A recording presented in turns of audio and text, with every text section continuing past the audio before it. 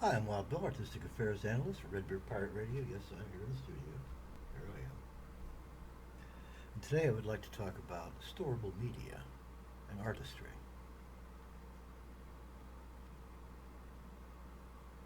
I got 1,000 words into my latest novel today, and I worked on a song. I posted a bare bones copy of it to Facebook because it's a cover. I don't like to put covers on YouTube. Well,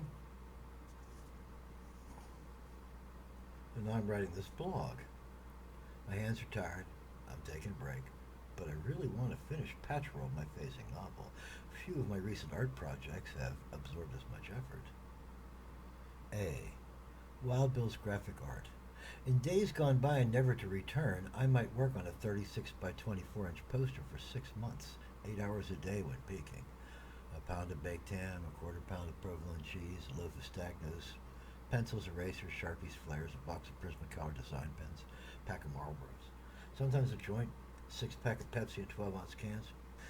Stippling, that's dotting with a pen, to suggest angle of curve, or elaborating intricate patterns of cross-hatching, to establish volume or contrast of positive and negative space, leading the eye back to the subject or object.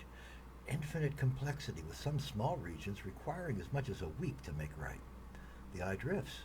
You hope to interest it again, to bring it back from the borders. Eyes are canny organs. You want to give them your best. Layers of color, layers of pen technique, building the unbuildable on fundament of the most unstable sort. Wild Bill's a graphic artist. A lot of folks thought that was my art. Posters and illustrations. Thing is, posters and illustrations are a lifestyle. They take days and weeks and months and years. A sudden rainstorm on a sunny day can destroy the best artwork of an artist's career. It happened to me. Passers-by see something they like and make off with it. Happened to me. Fail to make an increase in rent and 4 years of art are in the dumpster in a rainstorm when you get back after work. Happened to me. Leaky garage used to store some posters? Oops. Happened to me. Too much to carry. Too much delicate baggage subject to misadventure. I was capable, but not cut out to be a graphic artist. B. Wild Bill's musical art. Songs, though, I can carry in my head, at least so far. I've written hundreds of songs, kept 100 as memories, and 50 of those as worthy. I'm no virtuoso on piano or voice, but I can get my musical point across, and poetry is my real strength. Anywhere there's a piano, I exist. Reciting poetry, I can perhaps engage listeners 20 minutes. But playing original songs mixed with classical covers, I can work 4 hours in the background, part of a great night out, but not its centerpiece. Or at least I could before my hands explained what happens when you never stop. Having posted those 50 songs to YouTube, I don't need to haul a piano around to justify my claims of artistic identity. I can travel light and be relevant. Not center stage. That's not for me. I generate a fan base if I played everywhere, all the time. Fan bases plead with the artist to remain in a comfortable, well-traveled land forever. Stay here with us, rather than move on into unfamiliar terrain and risk losing us. A fan doesn't mean to act as a break, but that song is a moment in time, and a fan of it holds that moment special, and the artist wishes to captivate that fan with his or her work. So far, the two are entirely compatible. And then comes the whole everyone's on a different corner, interchange, or stretch of the highway of music thing. What happens when the artist is ready to move on before the fan? If the artist chooses to move into musica incognita, the fan is perhaps induced or attracted to follow. Or not. He or she might be on a different piece of the highway of music.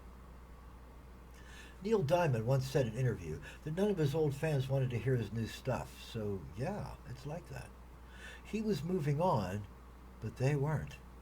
And they were his moneymakers. Because of their support, he headlined Vegas longer than most of us have been alive. His loving fans anchored him to a spot on the highway of music forever. The radio announcer would say, "70s balladeer Neil Diamond." But Neil asks, what happened since then? C. Wild Bill as novelist and analyst. Finally, there are the many, 50 novels of 60,000 or more words, books I've written. With digital media storage, I now carry my entire author's presence on a flash drive that fits in my shirt pocket. Anywhere there's a PC, I can add or modify, grow or reseed living works, where someone can open and read one of my works. I don't need a specialist musical instrument to perform as an author. I carry my validation in a pocket for any to compare or critique. And a landlord can't destroy 4 years of intense creativity in a dumpster ever again.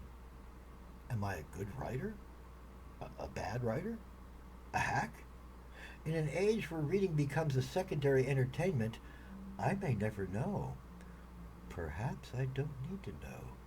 Ignorant, I can pretend I'm complete. Conclusion. Whither and whence do I go next? Well, as to my talents, in effect, I had 3 doors open. One is closed forever. One is closing rapidly. The one left open no longer leads to societal relevance in a non-reading world. How should I react?